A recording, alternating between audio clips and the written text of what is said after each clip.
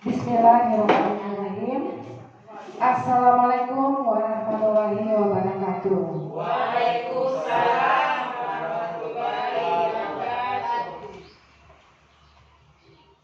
Yang saya hormati Bapak Kepala Sekolah SDN 07 Jemito.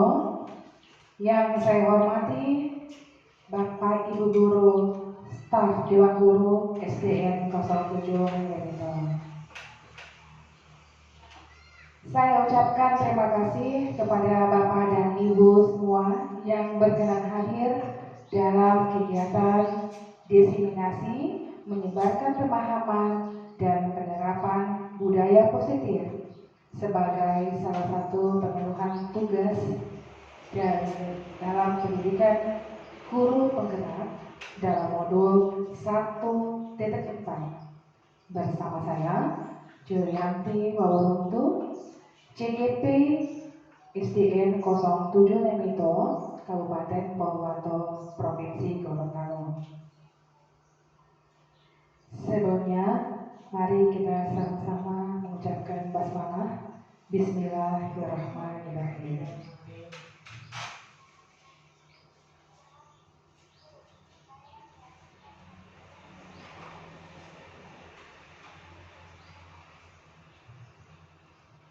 Saya berharap di SDN 07 Lemito ini kita dapat berkolaborasi dan berinovasi dalam mewujudkan budaya positif. Dalam kesempatan ini kita akan membahas bagaimana penerapan budaya positif di SDN 07 Lemito.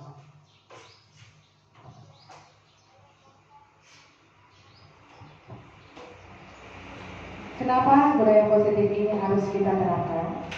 Ya, tentunya budaya positif itu pasti berkaitan dengan disiplin ya, disiplin positif. Ada yang bisa bantu saya ya Bapak Ibu semua, bagaimana disiplin yang sudah ada di sekolah kita ini? Ada yang bisa menyebutkan disiplin apa saja yang sudah ada, yang sudah terlihat di sekolah kita ini? Menyalami guru pada setelah apel. Ya, menyalami guru saat apel. Oke. Ada lagi yang dari guru yang lain? Tentang disiplin ya. Baik disiplin waktu, disiplin pakaian, disiplin Memberikan salam waktu masuk kelas. ya, berikan salam pada waktu kita masuk kelas. Ya. Masih ada lagi? Pak Yaya mungkin? Kelas. Oke, Pak, itu dia. Ibu Ina?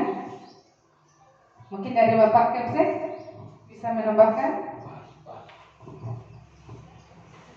Ya, budaya positif ini ya sudah disebutkan oleh Bapak dan Ibu guru semua, hebat-hebat. Ya, di sini kita akan berusaha menumbuhkan motivasi intrinsik atau motivasi dari dalam diri siswa, dan kita sebagai guru bukan hanya mengetahui atau mendalami tentang budaya positif ini, tetapi kita semua harus menyebarkan atau membagi kepada teman-teman guru atau seluruh warga sekolah, terutama kepada siswa, agar mereka menyadari dan mereka siswa ini bertanggung jawab, memiliki budi pekerti yang luhur, dan tentunya berakhlak mulia sesuai dengan filosofi dari Ki Hajar Dewantara sebagai Bapak Pendidikan untuk mewujudkan profil pelajar Pancasila. Nah, baiklah, kita akan mulai dengan konsep budaya positif. Saya akan memaparkan satu persatu. Yang pertama, perubahan paradigma belajar. Ada 7 ya di sini. Yang kedua, disiplin positif. Yang ketiga, kebutuhan dasar manusia. Yang keempat, motivasi perilaku manusia. Yang kelima, posisi kontrol restitusi. Yang keenam, keyakinan kelas. Yang ketujuh, segitiga restitusi. Kita akan bedah ini satu-satu di perubahan paradigma belajar, pembelajaran paradigma baru. Nah, di sini pembelajaran yang berorientasi pada penguatan dan pengembangan karakter yang sesuai dengan nilai-nilai Pancasila. Pembelajaran paradigma baru memastikan praktek pembelajaran yang berpusat pada murid. Di sini yang diberikan warna merah, berpusat pada murid, di mana setiap murid belajar sesuai dengan kebutuhan dan tahap perkembangannya. Nah, pembelajaran paradigma baru dilakukan melalui kegiatan belajar di dalam kelas atau intrakurikuler dan di luar kelas, kokurikuler dan ekstrakurikuler. Maksudnya di sini pembelajaran yang berpusat pada murid. Karena sebagaimana kita ketahui bersama, selama ini pembelajarannya berpusat pada guru. Jadi pada kurikulum sebelumnya, pembelajaran itu guru yang memberikan semua, menyiapkan semua, baik siswanya, materinya, segala macam pembelajarannya, penilaiannya, bahkan dalam KKN, siswa yang tidak capai bagaimana tidak tuntas. Tetapi dengan berpusat pada murid, kita sebagai guru hanya menuntun guru yang murid yang mencari sendiri atas masalah yang ada. Dalam suatu soal, guru tidak harus memberikan semua secara full, tetapi kita berikan mereka bagaimana cara mereka memecahkan masalah ini dengan cara mereka sendiri. Merdeka belajar, ya. Perubahan paradigma belajar yaitu di intrakurikuler. Ya, pembelajaran intrakurikuler dilakukan secara terdiferensiasi sehingga peserta didik memiliki cukup waktu untuk mendalami konsep dan menguatkan kompetensi yang pembelajaran di dalam kelas. Jadi pembelajaran terdiferensiasi yaitu pembelajaran yang sesuai kebutuhan dari murid tersebut. Kita lihat, kita petakan kebutuhan yang si A, si B, dan si C. Karena di kelas itu bermacam-macam muridnya ya. Ada yang IQ-nya tinggi, ada yang sedang-sedang, ada yang di bawah. Bagaimana mengelola kelas ini ya berdiferensiasi sehingga cukup waktu untuk mendalami konsep. Kemudian yang kokurikuler, pembelajaran yang berprinsip pembelajaran interdisipliner yang berorientasi pada pengembangan karakter dan kompetensi umum. Kemudian yang ekstrakurikuler yang dilaksanakan sesuai dengan minat dan sumber daya satuan pendidikan. Di sini kita sudah merasakan ekskulnya pramuka ya. Ada pramuka, kesenian, keagamaan juga. Ya, di sini disesuaikan dengan minat murid. Jadi murid yang suka menggambar, murid yang suka menyanyi, jadi kita petakan sesuai dengan minat dan bakatnya masing-masing. Masih dengan paradigma belajar, di sini ada profil pelajar Pancasila sesuai dengan filosofinya Ki Hajar Dewantara. Yang pertama, beriman dan bertakwa kepada Tuhan Yang Maha Esa dan berakhlak mulia. Ini ada 6 komponen.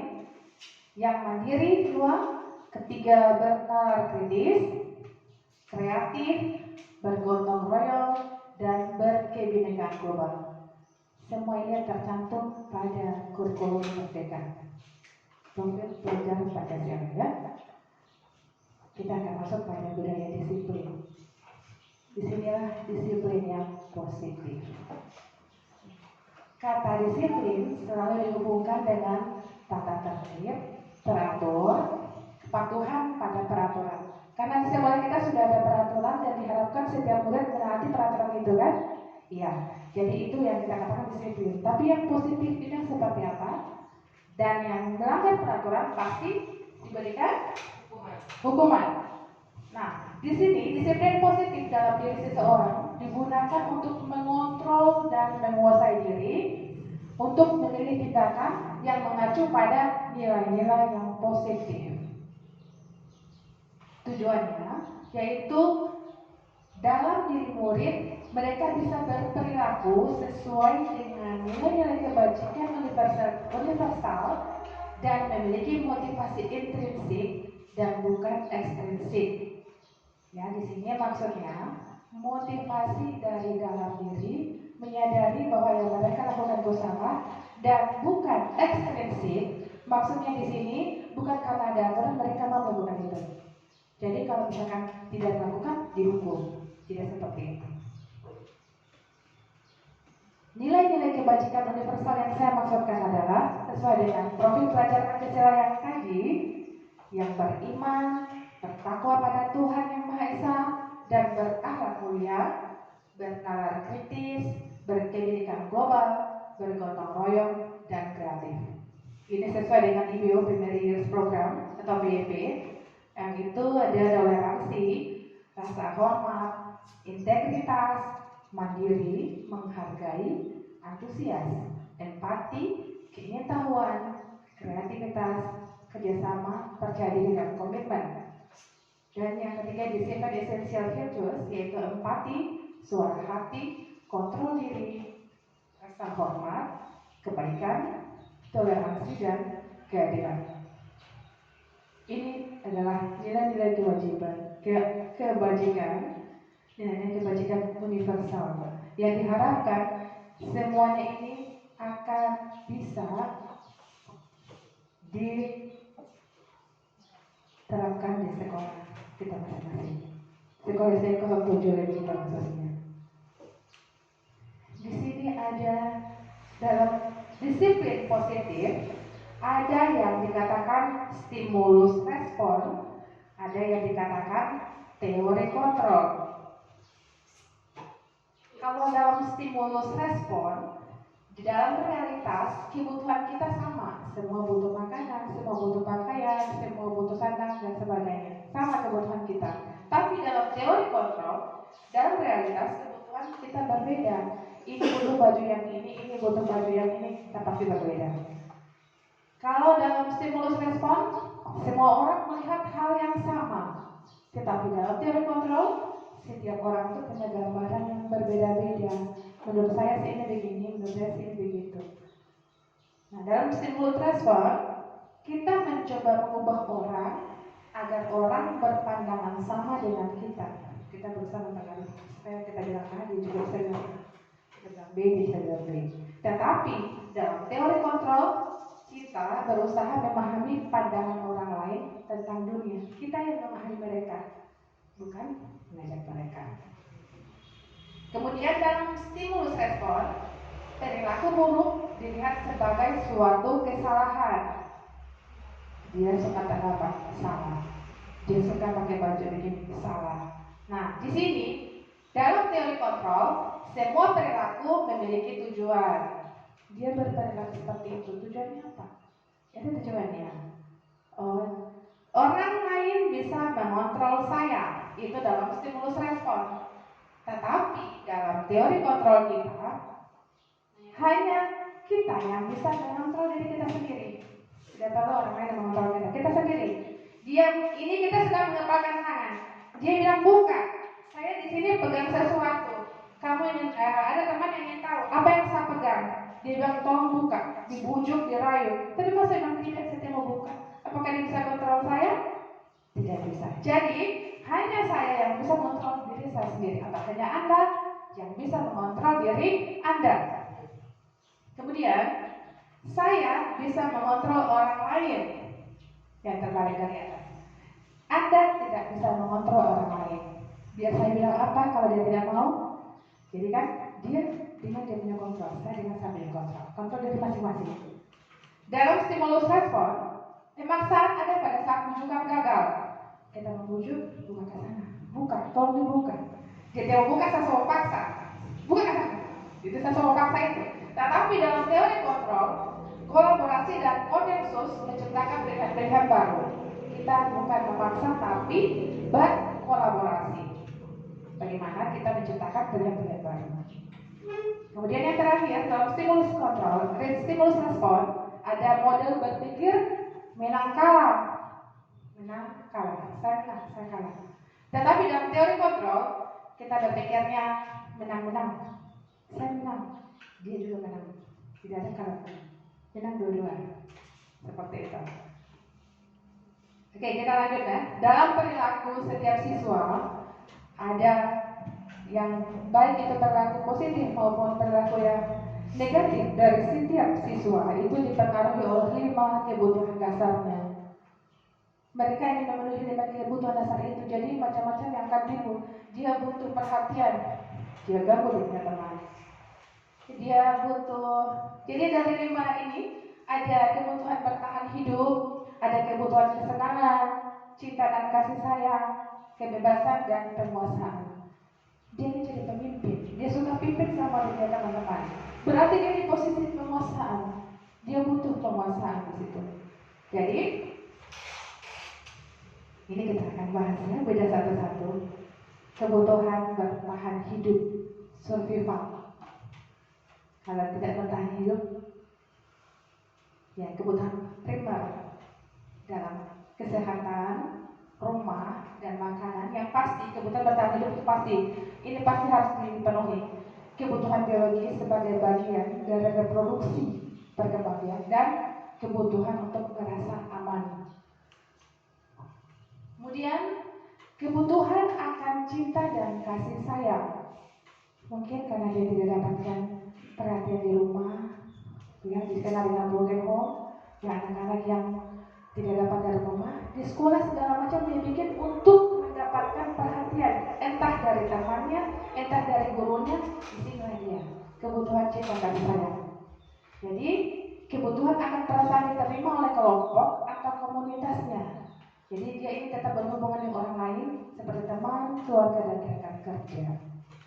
Kebutuhan akan kebebasan, yaitu kebutuhan membuat pilihan.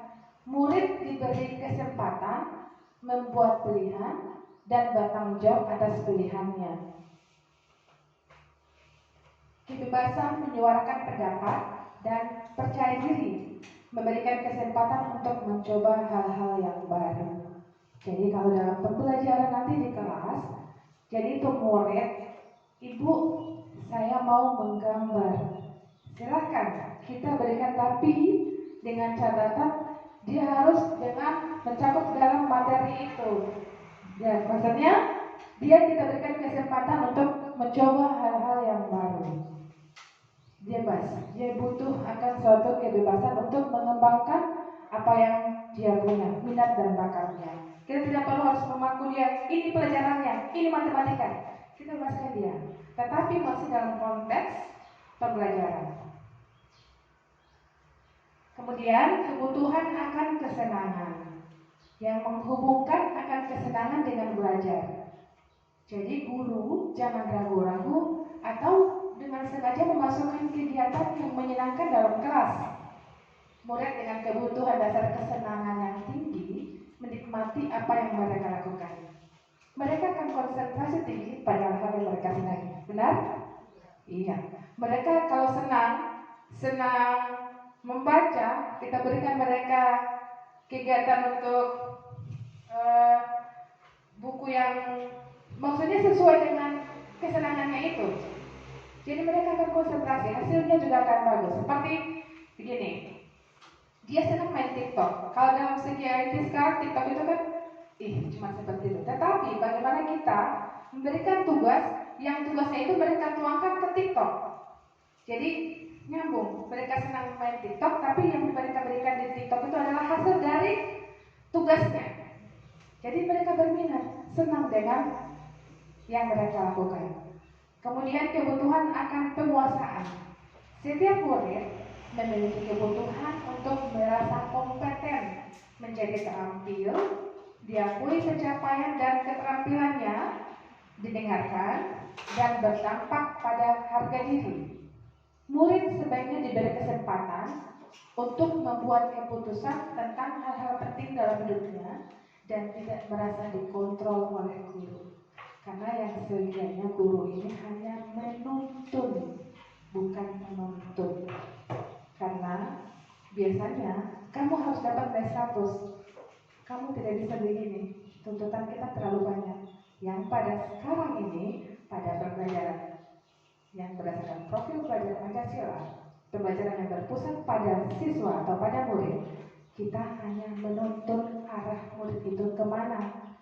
Jangan sampai mereka terlena dengan IT teknologi. Itu saja. tidak menjaga sampai bagaimana, tapi yang pastinya kita hanya menuntut mereka mencapai kebahagiaan masa depannya.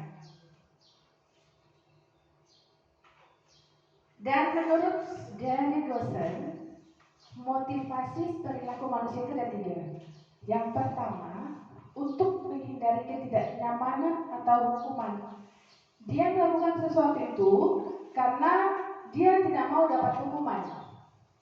Nah, itu pertama. Yang kedua, untuk mendapatkan imbalan atau penghargaan dari orang lain. Kalau dapat melakukan itu, dia akan dihargai, panggung di depan, dipuji. Seperti itu. Jadi dia mendapatkan penghargaan. Guru akan memuji dia. Kemudian yang berikut, menurut dia ya, motivasi perilaku manusia yaitu untuk menjadi orang yang mereka inginkan dan menghargai diri sendiri dengan nilai-nilai yang mereka percaya. Jadi di sini mereka bisa melakukan perilaku-perilaku yang baik tanpa ada hukuman, tanpa menghindari hukuman, tanpa imbalan, dan lebih menghargai ke diri sendiri. Oke, next. 5 posisi kontrol restitusi. Di sini ada 5 posisi kontrol restitusi kita yang akan kita bedah lagi. Yang pertama, guru sebagai penghukum. Yang kedua, guru pembuat rasa bersalah. Yang ketiga, teman. Yang keempat, pemantau. Dan yang kelima, sebagai manajer. Ini adalah pembawaan kita di dalam kelas. Jadi kita melihat kita sebagai guru ada di posisi mana saat ini. Oke. Di sini ada identitas yang gagal, ya, 5 posisi kontrol tadi ya. Ada penghukum, pembuat merasa bersalah, teman, pemantau, dan manajer. Dan yang penghukum dan membuat orang merasa bersalah ada di identitas gagal. Kita gagal di sana. Tapi kalau teman dan pemantau, dia masuk dalam identitas berhasil atau sukses. Dia kontrol dari luar. Kemudian ada identitas yang berhasil yang terakhir, yaitu menghargai diri sendiri, ya, guru sebagai manajer. Seperti apakah 5 posisi kontrol ini? Di sini ada guru yang berbuat, ada guru yang berkata, ada hasilnya, kaitannya dengan dunia berkualitas, tanggapan dari murid, dan dampaknya pada murid. Ya, kita ambil dari 1, hukuman, memberi hukuman. Kita biasa sering menghardik, hai, kenapa terlambat? Atau menunjuk-nunjuk. Ini karena, seterusnya. Menyakiti. Ada yang sampai menyakiti, ya. Tapi di sini tidak ada, cuma di sana jauh-jauh. Menyindir. Nah, di sini ini masih dalam identitas gagal. Kita gagal di sini kontrol diri. Nah, kalau guru, dia akan berkata, awas ya, rasakan. Awas kalau kamu tidak melakukannya. Awas ya.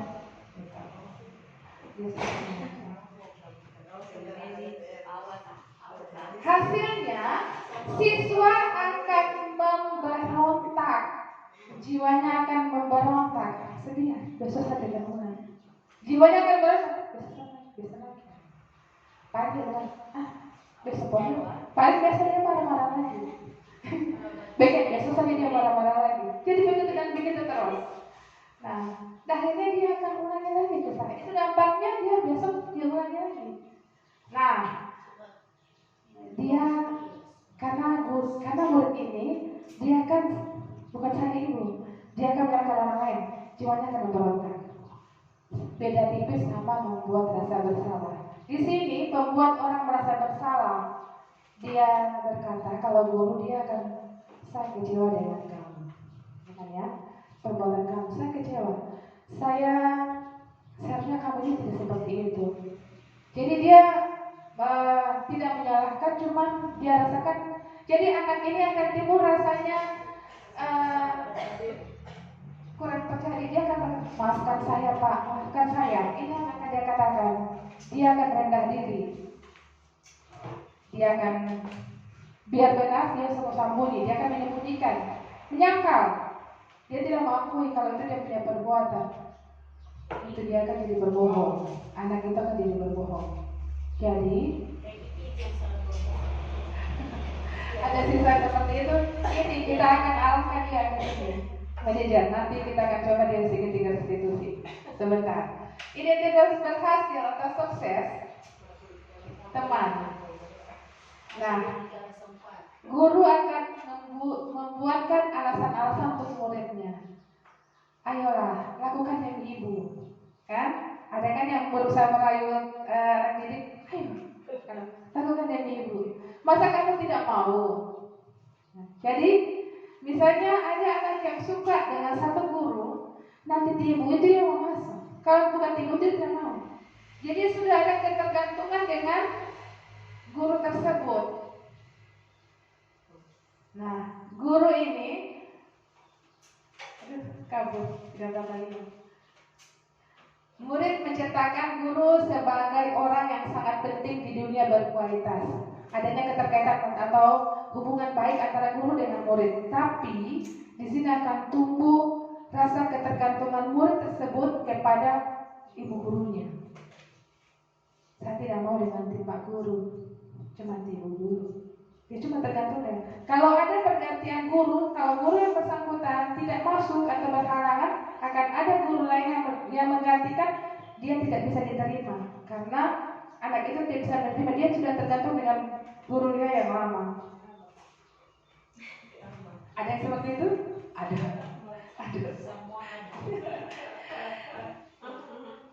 Karena guru tersebut menganggap siswanya sebagai teman. Jadi ada efek untuk siswa ya. Siswa tersebut akan lemah. Dia tidak mandiri. Dia bergantung terus dengan gurunya. Nah, yang berikut sebagai pemantau, kita akan menghitung dan mengukur. Di sini guru akan berkata apa peraturannya. Nah, kalau siswa menyebutkan diri, menyesuaikan diri bila diawasi. Kalau tidak diawasi dia tidak mau ikut. Cuma kalau mau diawasi akan dia lakukan. Itu dia mengukur di situ. Berapa banyak bintang yang saya harus peroleh? Berapa halaman buku yang berapa halaman kertas yang harus saya tulis? Kalau misalnya dalam posisi pemantau, dia mengukur angka pasti. target waktu masuk. Menitik beratkan. Misalnya? Kerjakan sebanyak 15 menit bisa itu masuk pemantau. Berapa banyak? Dia kan mengukur dalam waktu 15 menit, boleh? Mantap. Dia bertanya Diukur ya, diukur dipantau dalam waktu 15 menit itu pengerjaan. Oke. Dan di sini dampaknya pada murid menitik beratkan pada sanksi atau hadiah untuk dirinya. Cuma dua yang ada di pemikirannya. Kalau bukan sanksi, tidak hadiah. Kalau berbuat salah dapat sanksi, kalau berbuat yang benar dapat hadiah. Cuma itu. Diukur dengan dua ukuran, hukuman dan hadiah. Terakhir, dalam identitas berhasil yang terakhir yaitu menghargai diri sendiri sebagai manajer. Guru sebagai manajer. Jadi guru akan mengajukan pertanyaan-pertanyaan. Di sini apa yang kita yakini? Apa yang bisa kau kerjakan untuk memperbaiki masalah ini? Jadi kalau ada kesalahan siswanya tidak dihukum, tidak dihardik, ya, tidak dibuat sebagai orang yang merasa bersalah, tidak dibikin sebagai teman, tidak dipantau, tapi ditanyakan, ada pertanyaan, apa yang kita yakini? Apa yang bisa kamu lakukan untuk memperbaiki masalah ini? Jadi mereka berpikir, kalau mereka lakukan bersalah, bagaimana memperbaiki kesalahannya?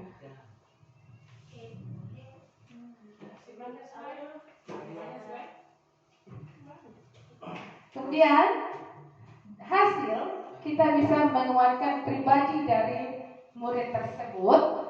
Kemudian murid meletakkan dirinya sebagai individu yang positif dalam dunia berkualitas. Hasilnya, dampak pada muridnya itu mengevaluasi diri, bagaimana cara memperbaiki diri. Setelah dia melakukan kesalahan, dia akan evaluasi dirinya, dia akan perbaiki dirinya dengan kesadaran diri sendiri, tanpa ada aturan, tanpa ada hukuman ataupun penghargaan. Baik, kita akan lanjut ke keyakinan sekolah atau keyakinan kelas. Nah, mengapa keyakinan kelas dan bukan peraturan kelas saja, cuma keyakinan kelas? Kenapa tidak dibikin peraturan kelas? 1, tidak boleh ribut. 2, tidak boleh makan minum dalam kelas. 3, tidak boleh makan kelas tanpa izin. Kenapa bukan peraturan? Kenapa keyakinan? Nah, di sini penjelasannya. Seseorang itu akan lebih tergerak dan bersemangat untuk menjalankan keyakinannya. Dia yakin dia akan melakukan itu, dia akan bergerak. Kalau dia dengan dia punya keyakinan sendiri, daripada hanya mengikuti aturan-aturan tertulis tanpa hukum. Murid pun demikian, mereka perlu mendengarkan dan memahami arti sesungguhnya tentang peraturan-peraturan yang diberikan. Apa nilai-nilai kebajikan di balik peraturan tersebut? Apa tujuan utamanya? Dan menjadi tidak tertarik atau takut, sehingga hanya sekedar mengikuti serangkaian peraturan-peraturan yang mengatur mereka tanpa memahami tujuan mulianya. Makanya kita katakan bukan peraturan kelas tapi keyakinan kelas, karena mereka sebenarnya tidak memahami itu peraturan. Kalau keyakinan, mereka sudah sadar mereka ini dan mereka akan lakukan. Oke. Bagaimana Ibu? Siapa tahu dengan dibilang keyakinan kelas, orang pejabat saya belum yakin Bu.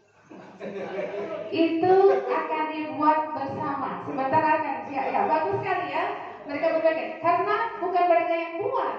Kalau sekarang keyakinan kelas ini dibuat oleh mereka sendiri. Mereka yang akan membuat, mereka yang akan menulis, mereka yang akan menyebarkan, dan mereka yang akan melaksanakan itu. Ya.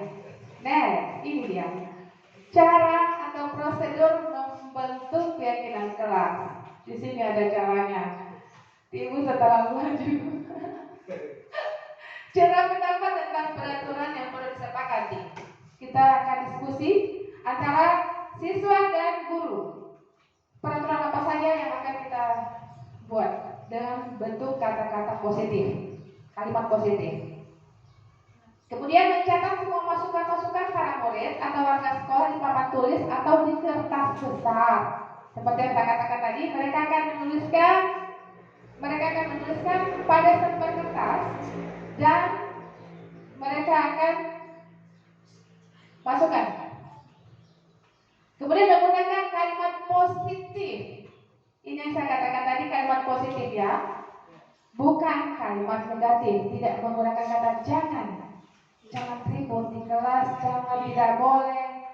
Ya, itu kalimat-kalimat yang tidak harus dilakukan, tidak harus diberikan di keyakinan kelas. Tapi dia harus pakai kalimat positif, seperti berjalanlah di koridor kelas. Ada misalkan tidak boleh lari di depan kelas, tidak seperti itu. Atau jangan datang terlambat, tidak seperti itu kalimatnya. Jangan pakai kata yang konotatif, kata yang negatif. Jangan, tidak seperti itu. Tapi mengajak mereka datang tepat waktu. Jadi mereka lebih berpikir, oh datang tepat waktu. Tapi kalau jangan, karena kalau bilang jangan, berarti kalau anak-anak itu boleh. Kalau jangan, atau orang sekarang kalau jangan jawab, pada orang itu pasti iya boleh. Jadi kita pakai datang tepat waktu. Itu akan lebih masuk ke mereka daripada jangan datang terlambat. Ini besok datang terlambat ya. Disuruh jangan, Karena iya. Disuruh buat mereka diam. iya, seperti Seperti itu, kita buat keyakinan kelasnya dengan kalimat-kalimat yang positif. Kemudian mengajak Ketika disuruh ribut tuh, dia mereka aja. makanya kalau bikin kalimatnya jangan ribut, jangan saya menggunakan kata jangan itu justru memicu mereka untuk melakukan. Jadi kalau menggunakan jalan lebih baik kita di dalam kelas tertib dan tenang. Itu akan masuk ke pemikiran mereka depan kata jangan ribut, lebih ribut jadi. Coba disuruh ribut, ribut dulu. Iya. Jadi pikiran anak-anak jadi kebalik. Ya, pengaruh pengaruh teknologi yang semakin maju, perkembangan digitalisasi. Dan selanjutnya, keyakinan kelas ini dibuat jangan terlalu banyak, cuma 3-7 prinsip keyakinan saja. Datang tepat waktu, belajar jangan tekun, makan dan minum di kantin. Jadi dulu berpikir makan dan minum di kantin, bukan di kelas. Buang sampah pada tempatnya. Atau jangan buang sampah sembarangan, asal lempar. Tapi kalau buang sampah pada tempatnya, itu yang akan melekat di pemikiran mereka. Hari-hari dibilang begitu. Tapi tuh sangat orang mau dibuang. Kasih kalimat. Oh, itu baru ada segitiga dan seribu. Sebentar kita akan masuk ke sana untuk hal-hal yang belum bisa. Sampah dibuang di tong sampah. Buanglah sampah di tempatnya, di tempat sampah. Ya. Ya, kita akan buat keyakinan kelas seperti itu, Bu.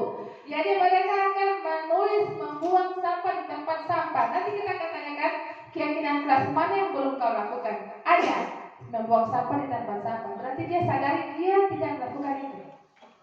Oke. Setelah keyakinan kelas selesai dibuat, warga kelas dipersilakan meninjau ulang dan menyetujuinya dan menandatangani keyakinan sekolah atau kelas tersebut, termasuk guru dan semua warga murid. Jadi mereka menulis membuang sampah pada tempatnya. Itu mereka tulis, mereka tanda tangan. Mereka sepakati ada tanda tangan guru, ada tanda tangan murid tersebut. Jadi itu Semacam poster besar itu kita tempel di kelas. bisa semacam boleh dalam satu tempat tertentu, satu kotak. Di situ semua keyakinan kelas dari masing-masing siswa ditempelkan dengan tulisan tangan mereka sendiri. Jadi mereka yang buat. Nah ya, mereka buat, mereka lakukan, mereka yakini. Dan kalaupun seandainya mereka tidak melakukan itu, bisa kita lakukan dengan segitiga. Keyakinan mana yang kau perlu lakukan? Seperti Bu bilang tadi, sudah dikatakan atau tidak lakukan karena belum ada di keyakinan kelas mereka. Oke. Ini akan ditempelkan di dinding kelas, tempat yang mudah dilihat oleh semua warga kelas. Kita taruh di dekat pintu masuk misalnya. Ya bisa. Oke. Pohon ilmu. Oke. Jadi ada contoh dari keyakinan kelas 1, kelas 5, kelas 7. Kelas 1, ya, ini kelas 5. Selalu bersikap positif. Ya kan, mereka pasti selalu bersikap positif. Kalau ada Bagaimana kalimatnya? Bagaimana? Yang tidak mau gunting rambut. Oke, menjadi diri yang terbaik. Senantiasa menjadi yang terbaik. Ya, jadi mereka memicu saya yang terbaik. Entah dari segi penampilannya, entah dalam pemikirannya, IQ-nya terbaik. Tidak usah susah muat semua peraturan. Percaya dan menghormati orang lain dan barang miliknya. Karena biasanya mau pinjam barang lupa kasih pulang atau kembali tapi tidak dengan kondisi awal. Jadi di sini menghormati orang lain. Jadi kita kembalikan dengan barang miliknya. Kemudian berkomitmen terhadap setiap tugas. Di sini sering ada masalah ya. Piket, tidak mau piket dia ibu dia tidak datang ke piket. Jadi di sini keyakinan kelas mana yang dia tidak ikuti. Jadi dia tidak komitmen dengan tugasnya. Dia ada di sini. Kemudian bagaimana? Tugas dibilang kumpul besok minggu depan dia mau sekarang. Itu kan Jadi dia tidak komitmen terhadap tugas yang diberikan. Ya. Jadi tugas di sini umum, entah dalam tugas piketnya, entah tugas pelajarannya, jadi mencakup di sini. Dia cuma salah satu poin. Kemudian senantiasa membantu. Jadi kita buat dia ada teman yang susah, tanpa harus dikatakan, tanpa harus dibilang, mereka sudah menyadari, mereka akan membantu temannya. Demikian untuk kelas 2, kelas 2-3, Ibu Santi dan Ibu Inang boleh ambil contoh yang ada di sini. Setiap anggota kelas perlu belajar, harus belajar. Jadi sudah tidak ada lagi kalimat negatif di sini, positif semua. Setiap anggota kelas perlu senang. Jadi tidak ada kobar-kobaran, mama nangis, ya. Jadi di sini senang semua mencakup. Setiap anggota kelas perlu melakukan tugas, ini sama. Setiap anggota kelas saling menghargai. Di sini ada yang bilang tidak membakar orang tua. Ibu membakar orang tua. Tidak mau ke taman, tidak mau taman saya. Nah, itu kita harus buat anggota kelas harus saling menghargai. Berarti di kelas itu mereka belum melakukan keinginan kelas yang telah dibuat bersama. Belum. Jadi setiap anggota kelas perlu merasa aman. Jadi aman mereka di sini tidak ada yang mau berkelahi. Kan biasa di situ ada yang mau bikin keinginan kelas tidak berkelahi, tidak beribut. Jadi dia masuk di sini. Setiap anggota kelas perlu merasa aman. Oke? Sampai di sini ada kalimat negatif, tidak ada lagi kan? Positif semua? Oke. Kebiasaan positif. Iya. Restitusi. Kita akan masuk ke restitusi. Pertanyaan Ibu lihat tadi, ya.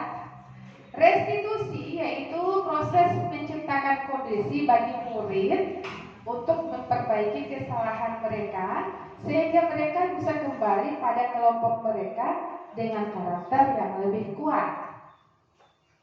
Restitusi juga merupakan proses kolaboratif yang mengajarkan murid untuk mencari solusi atas masalah mereka dan membantu murid berpikir tentang orang seperti apa yang mereka inginkan dan bagaimana mereka harus memperlakukan orang lain. Nah, di sini restitusi itu kita menciptakan kondisi bagi murid untuk memperbaiki. Di sini kata kuncinya memperbaiki. Karena setiap orang pasti buat salah. Bagaimana memperbaikinya dan mereka bisa kembali ke kelompok mereka, kembali lagi. Karena kemungkinan orang yang melakukan suatu kesalahan itu kembali ke kelompok itu mungkin tidak akan diterima, atau diterima tapi tidak full setengah. Ya, tidak berutama, jahat dia. Nah, jadi susah kan? Jadi dia bisa kembali ke kelompoknya tapi dengan karakter yang lebih kuat. Nah, jadi di sini proses restitusi adalah proses yaitu membantu ya kolaboratif yang mengajarkan murid untuk mencari solusi. Kita berikan mereka untuk mencari solusi atas masalah mereka dan membantunya untuk berpikir seperti apa dan bagaimana memperlakukan orang lain. Di situ kuncinya. Ada restitusi di sini. Jadi anak-anak yang sudah melakukan suatu kesalahan, si Ibu Santi misalnya menemukan siswanya melakukan kesalahannya, kemudian bagaimana dia bisa memperbaiki kesalahan itu dan bagaimana dia bisa kembali lagi ke kelompoknya dan bisa diterima secara full, yaitu akan kita dapatkan nanti di segitiga restitusi ini. Contoh ini adalah langkah-langkah dari segitiga restitusi. Dari restitusi tadi kemudian kembali ke segitiga restitusi. Segitiga restitusi ini adalah dialog. Jadi antara saya dengan siswa yang bersangkutan misalnya, atau antara paket kepala sekolah dengan murid yang bermasalah. Itu adalah dialog. Ya, dialog yang dijalankan oleh guru atau siswa yang dapat menghasilkan murid yang mandiri dan bertanggung jawab.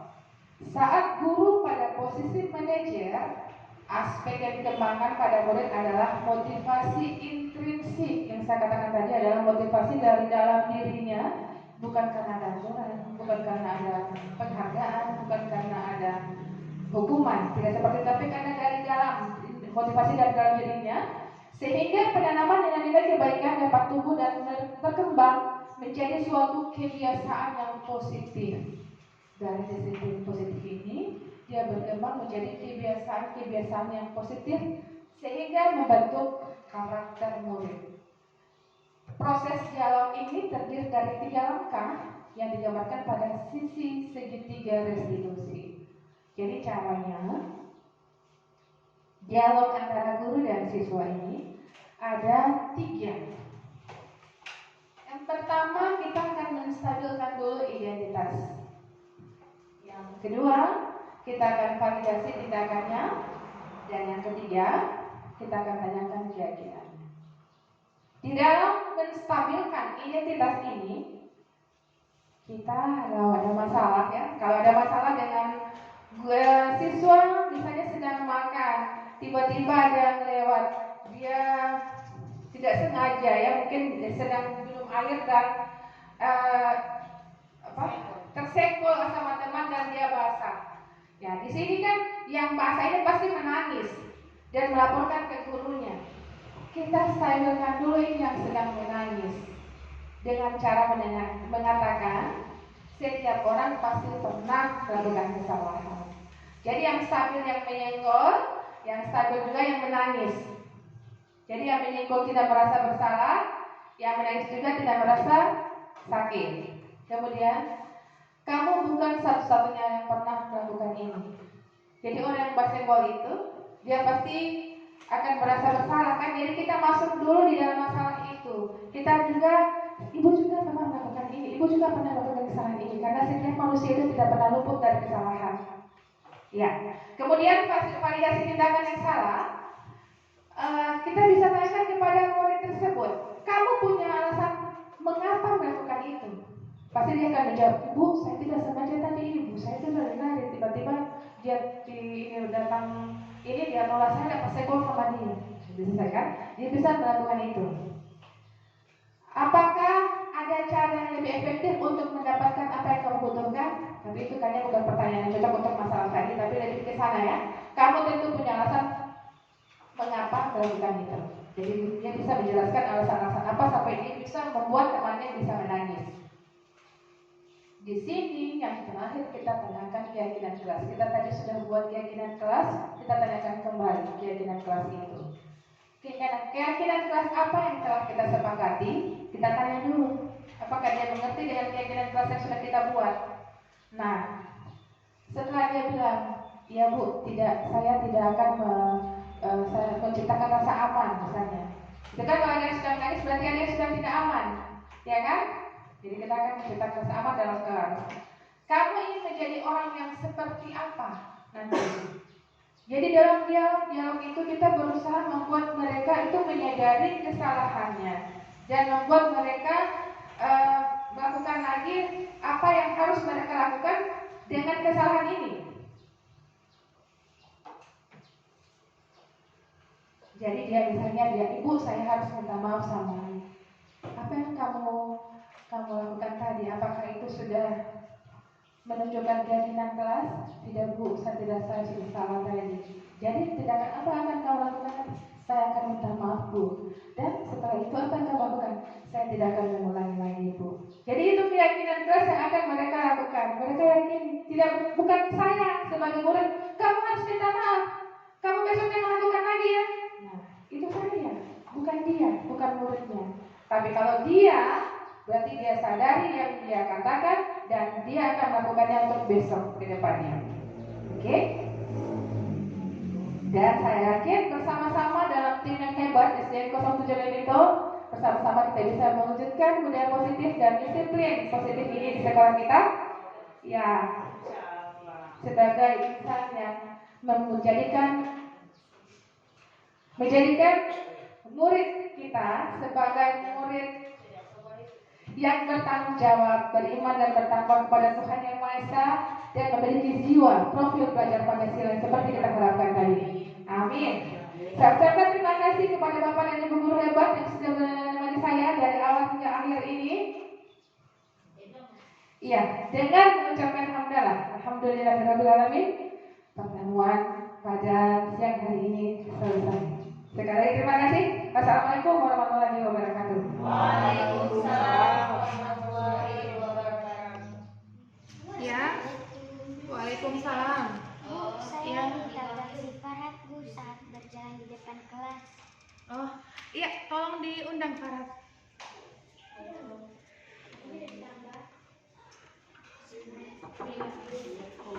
Waalaikumsalam. Ayo silakan duduk. Ya. Ayo Farhat, tolong ceritakan apa yang terjadi tadi. Begini Bu, kan saya bermain kejar-kejaran bersama si Firman. Lalu tiba-tiba si Aule keluar dari kelas Bu, dan tanpa sengaja saya menabraknya Bu. Tapi badan saya terasa sakit Bu. Ditabrak si Farhat. Oke. Farhat dan Firman berbuat salah itu tidak apa-apa.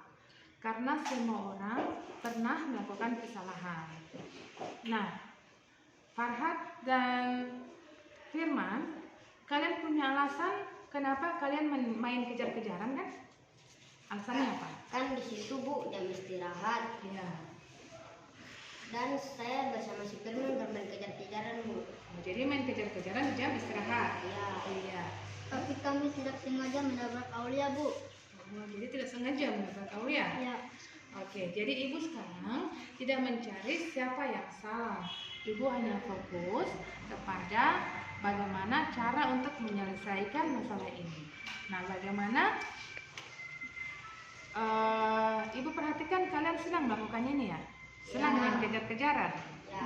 Nah, tapi yang kalian lakukan itu telah merugikan orang lain. Ya, sekarang kita bicara tentang keyakinan kelas. Keyakinan kelas apa yang kita percaya yang belum kalian tunjukkan? Disiplin. Iya, disiplin dan Tidak menghargai orang lain. bagus. Jadi kalian ingat dengan keyakinan kelas kita ya. Nah, kembali kepada main kejar-kejaran tadi. Ya, apakah yang kalian lakukan itu menghormati orang lain? Tidak. Tidak ya? Ya. Ya, jadi kalian sudah menyadari itu. Dan jadi begini, bagaimana cara kalian untuk mendapatkan kesenangan dengan tidak sampai membuat orang lain terluka? Bermain di lapangan. Ya, main di lapangan. Ada lagi? Dan minta maaf. Ya, jadi sekarang kalian akan minta maaf kepada Aulia dan selanjutnya setelah kita maaf Mengulanginya lagi. Dan tidak mengulanginya lagi. iya bagus ya. Jadi sekarang ini silahkan lakukan yang kalian katakan tadi. Saya minta maaf. Aulia. Saya maaf. Ya, Dan kami tidak bagus sekali. Jadi sudah sama-sama berjanji ya, sudah meminta maaf kepada Aulia, sudah berjanji tidak akan mengulangi perbuatan lagi, dan jika ingin bersenang-senang, ingin kejar-kejaran, maka akan melakukannya di mana? di lapangan. Oke, jadi ibu harap hal itu akan dilakukan mulai besok ya. Ya. Oke, silahkan kembali ke kelas masing-masing. Ya. Assalamualaikum. Waalaikumsalam warahmatullahi wabarakatuh. Ayo silakan duduk ya. Iya, lihat. Ibu perhatikan akhir-akhir ini nilai kamu turun ya? Saat di rumah saya asik main game Bu. Iya, Lia, berbuat salah itu tidak apa-apa. Karena setiap orang pernah melakukan kesalahan. Maaf Bu, saya keasikan main game sampai lupa belajar. Iya, tidak apa-apa. Karena itu adalah wajar ya, itu adalah sebuah kesalahan yang memang setiap orang pernah melakukan itu. Begini Lia, Ibu bangga ya, kamu telah belajar dengan pembelajaran yang di luar kelas. Ya, dengan bermain game, artinya kamu belajar sendiri di luar, dan teman-teman kamu belum tentu melakukan itu. Ya? Iya Bu, saya bangga bisa mengalahkan musuh di game itu. Ibu lihat kalau Lia itu senang sekali bermain game sampai menang berkali-kali ya. Ya. Tapi bagaimana dengan nilai-nilai kamu Lia? Maafkan dia, Bu. Ya, kita akan bicarakan dengan keyakinan kelas. Apa yang Aulia yakini yang belum Aulia lakukan pada keyakinan kelas? Setiap murid rajin belajar dan disiplin. Ya, berarti Aulia sudah tahu kan? Jadi setiap murid harus rajin belajar. Kembali ke masalah game tadi. Bagaimana? Apakah Aulia sudah menunjukkan sikap disiplin dan rajin belajar? Tidak, Bu. Tidak ya. Nah, tapi kan Aulia senang main game. Mungkin Aulia bisa tunjukkan bagaimana cara membagi waktunya. Pulang sekolah, saya akan menyelesaikan tugas-tugas belajar kembali di rumah. Ya. Ada lagi yang perlu Aulia lakukan? Iya, Bu. Saya akan bermain game jika sudah selesai belajar. Ya, bagus sekali. Ibu rasa Aulia sudah yakin ya, sudah yakin dengan keyakinan kelas kita. Jadi Ibu berharap mulai besok keyakinan kelas ini dengan disiplin belajar, dengan rajin belajar, dengan segala yang Aulia katakan tadi ya, rajin belajar seperti tadi, Ibu harap mulai besok bisa diterapkan. Oke? Iya, Bu. Jadi nilai-nilainya bisa jadi bagus kembali ya. Ya. Oke, ya silakan keluar, silakan. Makasih.